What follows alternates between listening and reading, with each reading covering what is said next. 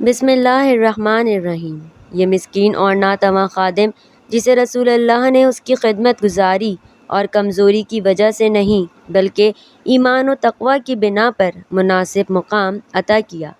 آپ صلی اللہ علیہ وآلہ وسلم نے خادموں اور مزدوروں کے بابت فرمایا، تمہارے وہ بھائی جن پر اللہ تعالیٰ نے تمہیں اقتدار دیا ہے، انہیں وہی کھلاؤ جو تم کھاتے ہو، وہی پہناؤ جو تم خود پہنتے ہو، اور انہیں کسی ایسے کام کی تکلیف نہ دو جو ان پر شاق گزرے، اور اگر تم انہیں کوئی ایسا کام دے ہی دو تو ان کی مدد کرو۔ برادران اسلام، کیا آپ نے کبھی کسی خادم کو اپنے مالک کی تعریف کرتے سنا ہے؟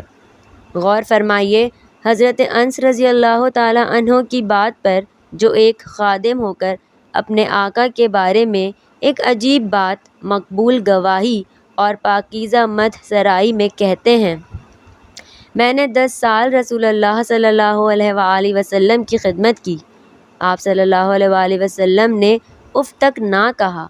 اور جب میں نے کوئی کام کیا تو آپ نے یہ نہیں کہا کہ کیوں کیا، اور نہ ہی کسی کام کو چھوڑ دینے پر یہ کہا کہ یہ کام کیوں چھوڑا۔ چند دن یا چند مہینے نہیں بلکہ مکمل 10 سال، یہ عمر کا ایک طویل ترین جزء ہے جس میں انسان خوشی و غم، رضا و غضب، نفسیاتی رد و بدل و اضطراب اور غنا و فقر جیسے حالات سے دوچار ہوتا رہتا ہے۔ پھر بھی میرے ماں باپ آپ صلی اللہ علیہ وآلہ وسلم پر قربان ہوں، نہ تو آپ صلی اللہ علیہ وآلہ وسلم نے ڈانٹا اور نہ ہی کبھی کسی کام کا حکم دیا، بلکہ آپ نے اپنے اس خادم کو مطمئن رکھتے ہوئے ہمیشہ بہترین صلہ دیا، اس کا اور اس کے اہل خانہ کی ضروریات کو رفع کرتے اور اس کے لیے دست بدعا ہوتے۔ حضرت انس رضی اللہ تعالیٰ عنہ نے کہا، میری ماں نے کہا، یا رسول اللہ صلی اللہ علیہ وآلہ وسلم، انس آپ کا خادم ہے، اس کے لیے دعا کر دیجئے۔ آپ صلی اللہ علیہ وآلہ وسلم نے فرمایا، اللہم اکثر ومالہ وولادہ وبارک لہ فیما آتیتہ، اے اللہ تو اس کے مال و اولاد کو زیادہ کرنا اور جو کچھ اسے عنایت کرنا اس میں برکت دینا۔ رسول اکرم صلی اللہ علیہ وآلہ وسلم نے اپنی بے مثال شجاعت اور بہادری کے باوجود ناحق نہ تو کسی کو بھی رسوا کیا، نہ ہی کبھی کسی کو مارا، اور نہ ہی اپنے ماتحت بیویوں اور خادموں پر سخت دلی کا مظاہرہ کیا۔ ام المؤمنین حضرت عائشہ صدیقہ رضی اللہ تعالیٰ عنہ نے کہا، رسول اللہ صلی اللہ علیہ وآلہ وسلم نے جہاد فی سبیل اللہ کے سوا کبھی کسی پر ہاتھ نہیں اٹھایا اور نہ ہی کبھی کسی بیوی یا نوکر کو مارا۔